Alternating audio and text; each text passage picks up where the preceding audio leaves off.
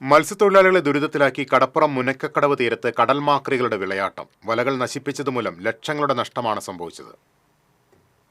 വലയെറിയുമ്പോൾ മീനിനു പകരം കുടുങ്ങുന്ന കടൽമാക്രികൾ വല മുഴുവൻ കടിച്ചു നശിപ്പിക്കുന്ന അവസ്ഥയാണ്.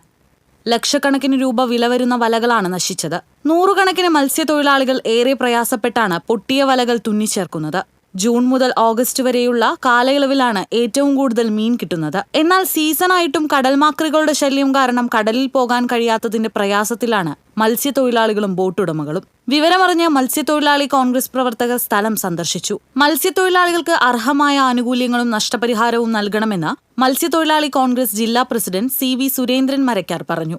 നൂറുകണക്കിന് മത്സ്യത്തൊഴിലാളികളും ഏതാണ്ട് 100-ൽ പരം വള്ളങ്ങൾ ഈ കടവത്ത് കെട്ടിയിട്ടിരിക്കുന്ന ഒരു സാഹചര്യം. ആ വലകളൊക്കെ റിപ്പയർ ചെയ്ത് വരുമ്പോഴത്തേക്ക് കടത്തിൽ നിന്ന് കടത്തിലേക്ക് കടന്നു പോകുന്ന ആ മത്സ്യത്തൊഴിലാളി സമൂഹം അവർക്ക് ജീവിക്കാൻ കഴിയാത്ത വലിയ ദുരന്തത്തെ നേരിടുകയാണ്.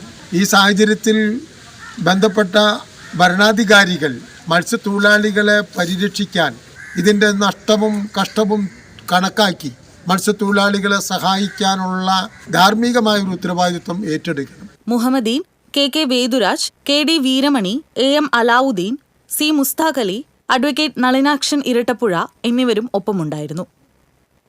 TCV news, Chavakkad.